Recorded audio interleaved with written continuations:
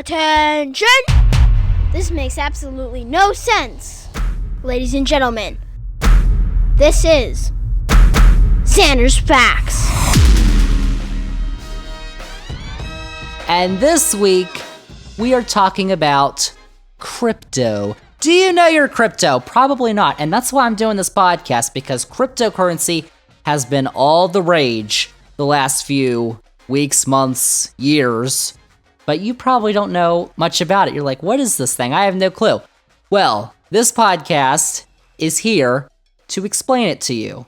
This week, we are taking a look at all the nitty-gritty stuff about cryptocurrency. For the last few years, it has been the craze online in the real world, and you've probably gotten swept up in all the mania. Maybe. You might have some crypto, like Zander, because to be fully honest, full disclosure, I do own a bit of crypto myself. I am kind of an expert. I currently own, take a look at this, a whopping 0.000391 bitcoins.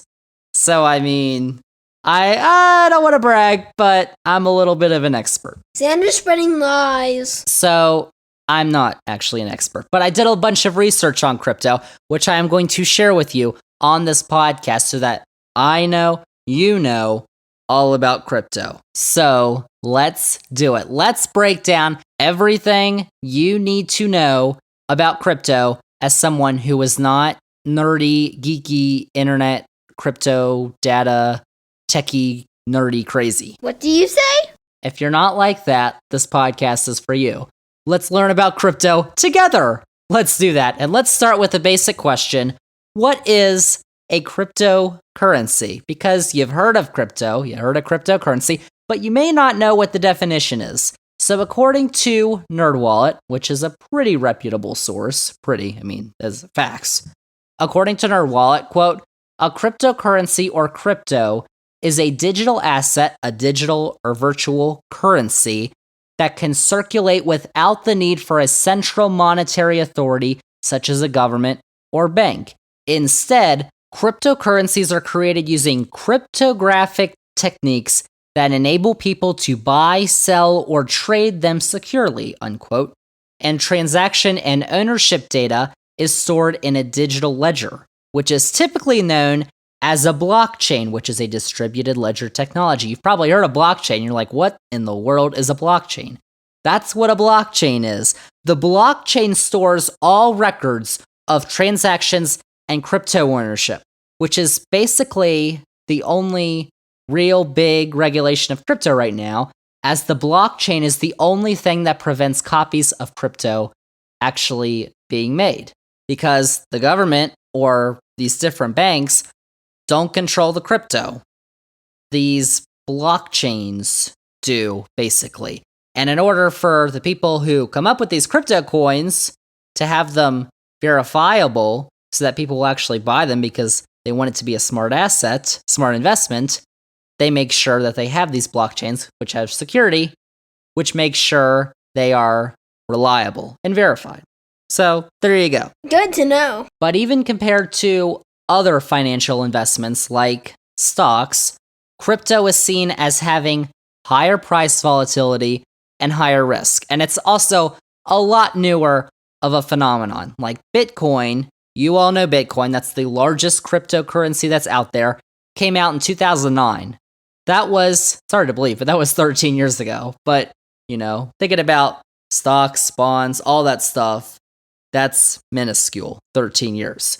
Bitcoin was the first modern cryptocurrency when that was 2009.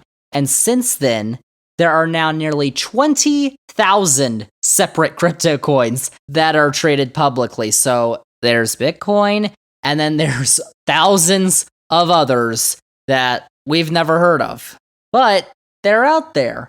And each individual unit of a cryptocurrency is a coin or a token. That's what it's called, which can be used for any number of things depending on the crypto. Like some can be used to exchange for goods and services, like an actual currency, like a dollar or a euro or whatever.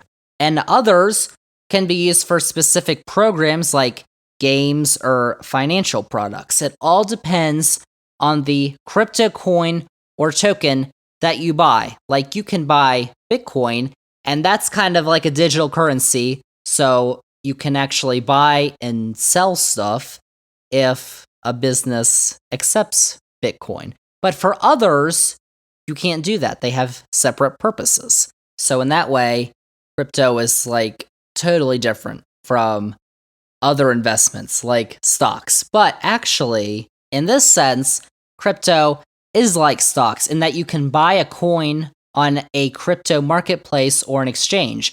Like with stocks, you go on your TD Ameritrade account or your E-Trade account and you buy a stocks, or your Fidelity account and you buy stocks.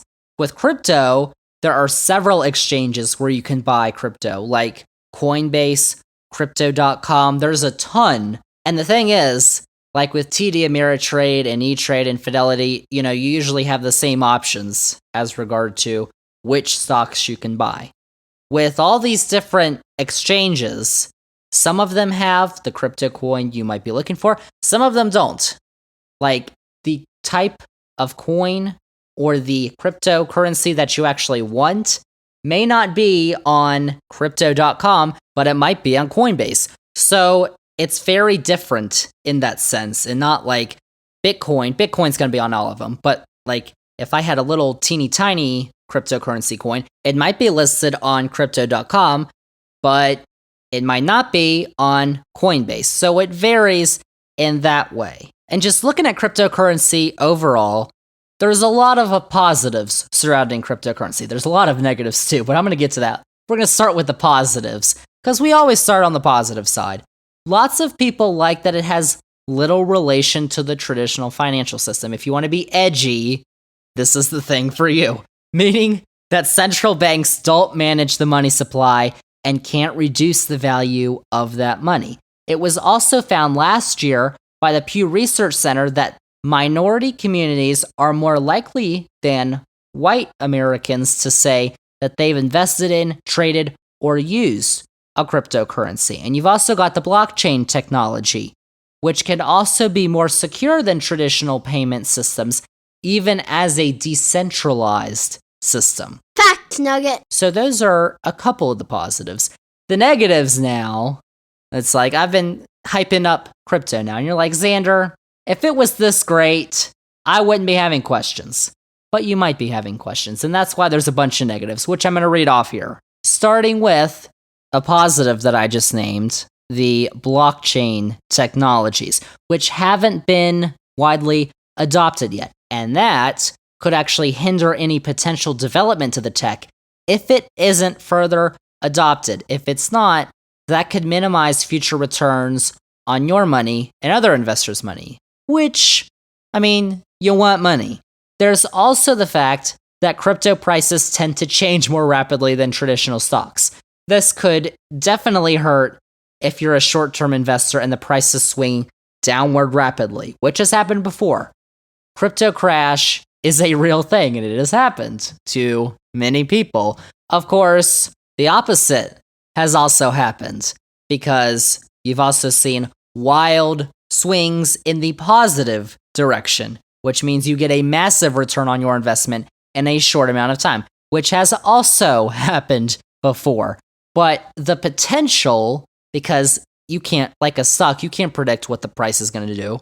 So the potential for a wild swing in price deters many from investing. I'll give you an example. You know Bitcoin. You know the Bitcoin craze. It happened in 2017, then it dropped for a little bit, and then it came way back up. But this year, it's also gone crazy, because right now, as of Tuesday, Bitcoin was trading for about $20,197. So now you understand why I have very little of it. Back in March, it was up to 47,000, but before the end of last year, it was above 64,000. Chill out. So that's a wild swing in the price. And there's also the fact that while, at least in the United States and most other countries around the world, crypto is, compared to other investments, relatively unregulated. But that could change in the next few years, because crypto is very new.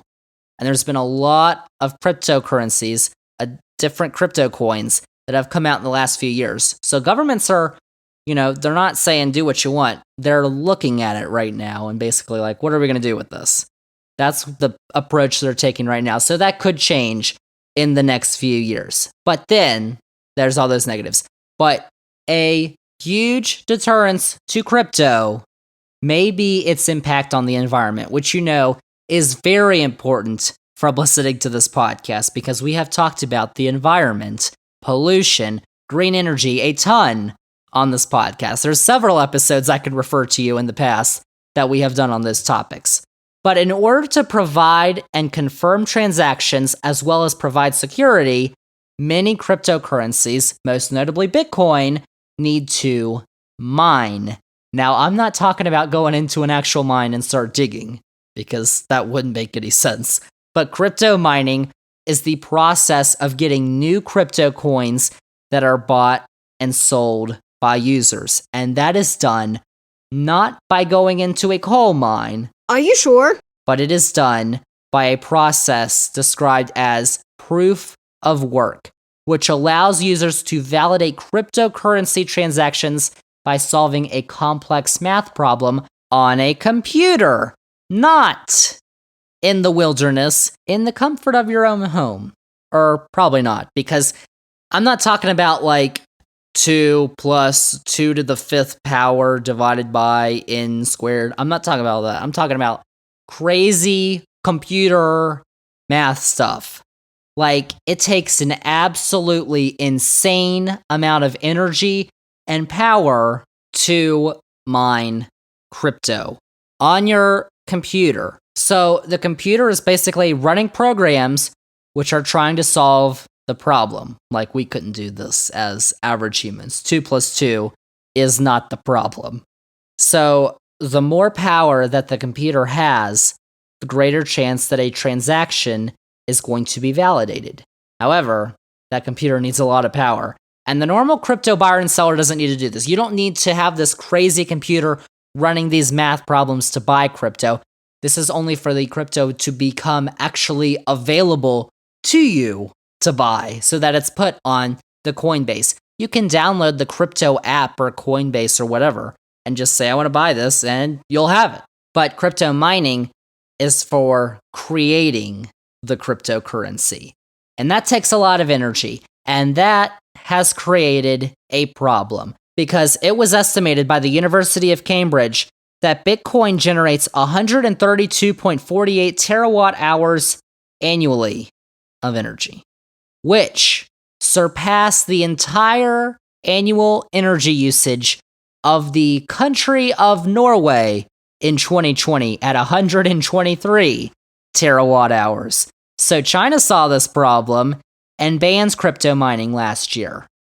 But of course, China is not the only country in the world, so that has shifted a bunch of the strain on the United States, which now accounts for 34.5% of the world's crypto mining, which results in 40 billion pounds, billion with a B, of carbon dioxide being produced by US Bitcoin mining. That's a lot of numbers. That is a lot. And as we know from previous podcasts, you'd have carbon dioxide in the air, but a ton of it like that is not a good thing.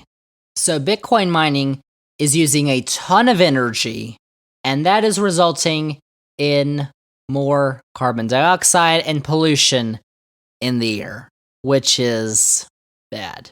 Now, this isn't the process for all cryptocurrencies, but it is for the majority of them. However, there are a couple of alternatives to proof of work that don't produce as much pollution or require as much of a strain on resources. Those include proof of stake, which is not the food, but it doesn't use as much energy, but it has been criticized for systemic inequities, so that might not be too good. But there's also proof of burn, which does not mean actually burning something.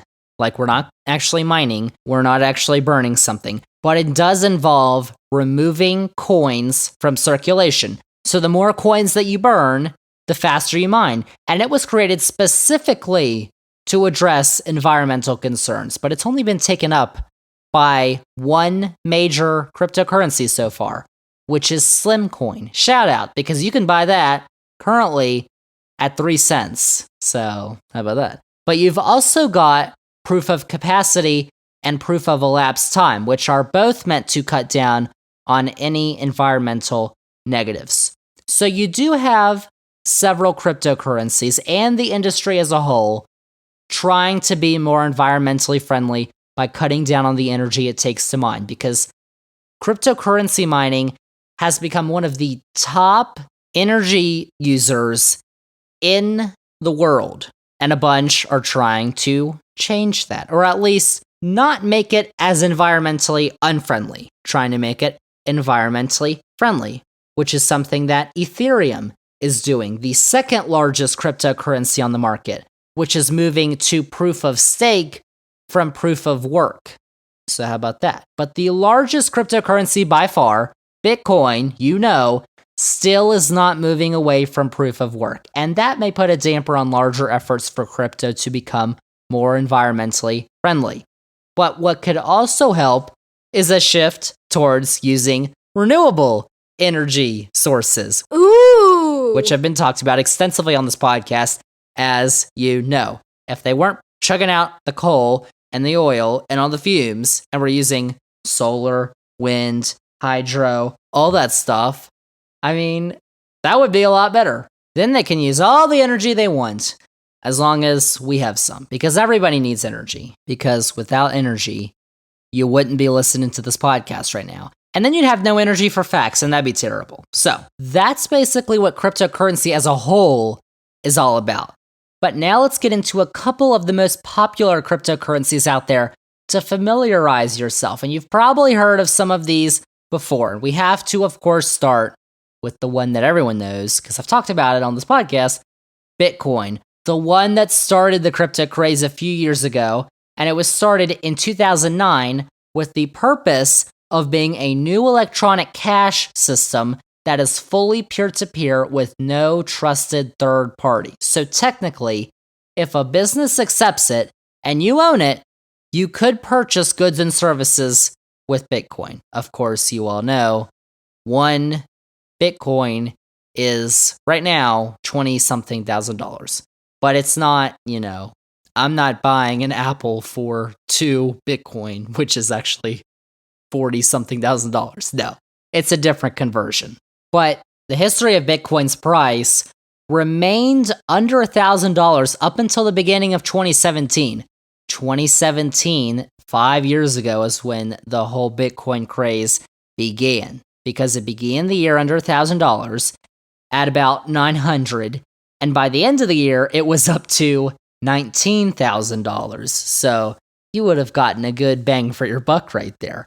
But it fell back since then. But at the end of 2020, going into 2021, during the pandemic, there was another craze because the price got as high as $60,000. But there's been a dip pretty recently throughout most of this year, and the price is down to just over $20,000. So that's Bitcoin. The second largest cryptocurrency, which I talked about, Ethereum, which is a decentralized software platform that enables smart contracts and decentralized applications, also known as dApps, to be built and run without any downtime, fraud, control, or interference from a third party. This is meant to create a suite of decentralized financial products that anyone in the world can use. And right now, Ethereum, as I said, the second largest digital currency by market cap, is trading at about $1,570. But like I told you, I own 0.003 something of Bitcoin. You don't need to buy one Bitcoin. They split it up like a stock share.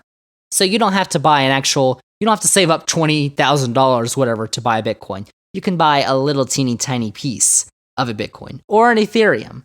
And another thing about the massive price swings, which actually happened this week, Monday of this week, Ethereum was trading at $1,716. On Tuesday, it was at $1,578. That's almost a $1,500 swing in 24 hours. Man, that was rough. Which is pretty insane. The stock market on Tuesday was down 1,300 points. That was the worst day in 2 years or something like that. And that was crazy. That happens a lot.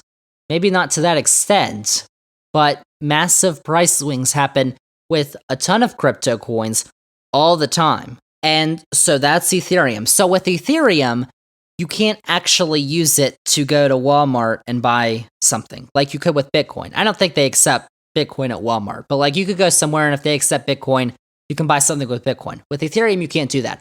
But you can do it with like a stock where you buy it and the price can go up and up and then you can sell it and you get a return on your investment.